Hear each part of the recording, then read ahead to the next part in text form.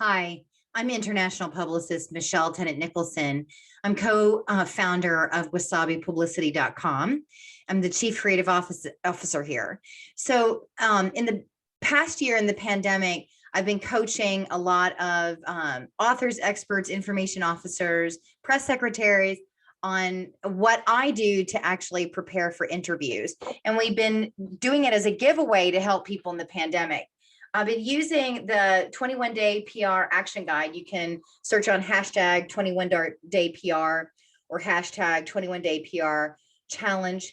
I wrote this with Drew, and we have a whole section in here that's called the gift of gab, talking points and sound bites. And in just 3 minutes, I'm going to recap some of the key points of that.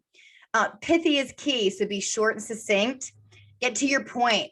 These are the things that the press really want. Entertain, educate, and enlighten if you're an expert. Now, if you're just a guest, you're just somebody who's sharing your personal story, share your story, speak from the truth, just speak from your heart, okay? When all else fails, always tell the truth.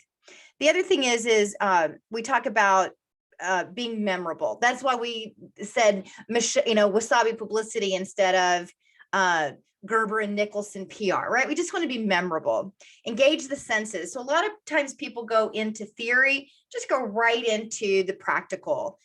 Think about if you were a fly on the wall, what would you see? What type of props or things would you actually be seeing? A good thing is when we do TV segments, I often use photos, or I'll have people use a smartphone or a clock or something to really illustrate the point that you're making.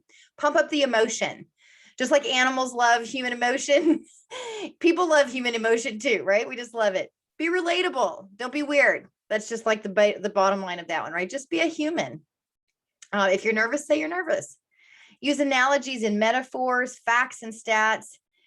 We also talk about expressing yourself, but just making sure that it's in your language and what's authentic to you. I don't think that it's a good idea to put on a facade or something that you're not. It just doesn't play in today's marketplace. We really crave authenticity and vulnerability.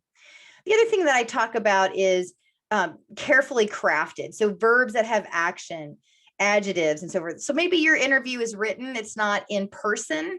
So just make sure it has a lot of emotions, verbs that engage, sensory, that kind of thing. And practice. I always say, go get a kid, because a kid never lies, and just say to a fifth grade in your life, hey, well, you want to play Oprah for the day? Okay. And a good thing to actually practice is pretend that you're in a restaurant, you're at a vegetarian restaurant, and the child or the person that's your partner making you practice says, hey, I'm a restaurant critic, and I see that you're eating at this vegetarian restaurant. How do you like it? And then you just answer like you were at a restaurant eating, and then do certain questions like, why do they serve vegetarian food?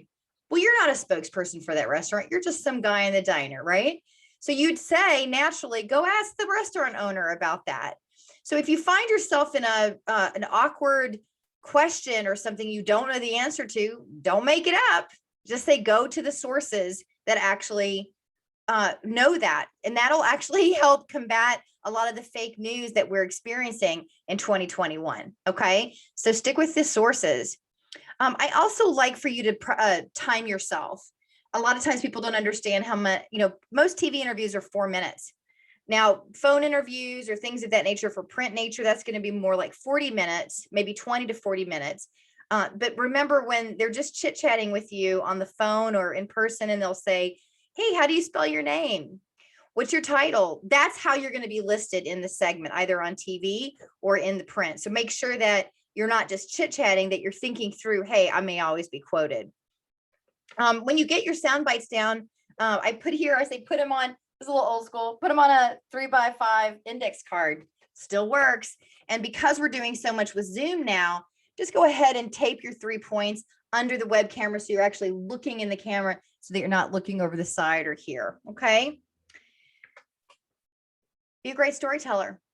And that's why I call myself the storyteller to the media. And you can check out my blog at storytellertothemedia.com. And I think just being uncoached, unrehearsed, authentic, things of that nature. I think that that's really a good recipe for today. Okay. And in today's marketplace, because we're really trying to combat a lot of the fake news that surrounds us. It's a really wonderful time on the internet where everybody has a voice. And so as we give everybody a voice, we want to make sure that we establish our credibility. Well, who are you and why should we be listening to you? And talk about what's in it for the viewer, the listener, the reader, like what's in it for them. And then always have your call to action at the end. But those are some really quick points for you. You're more than welcome. We were giving this book away free in the pandemic. I'll continue to blog at storytellertothemedia.com and keep you updated, especially on the Real PR in Real Time series that we did with Clayton Moore, the author of Good Cop, Black Cop, Guilty Until Proven Innocent. Again, this is Michelle Tennant. I'm at Wasabi Publicity. If you're wanting to practice today, go to pitchrate.com and you can interact live with journalists there. And as always, if you need anything, please contact us. Bye-bye.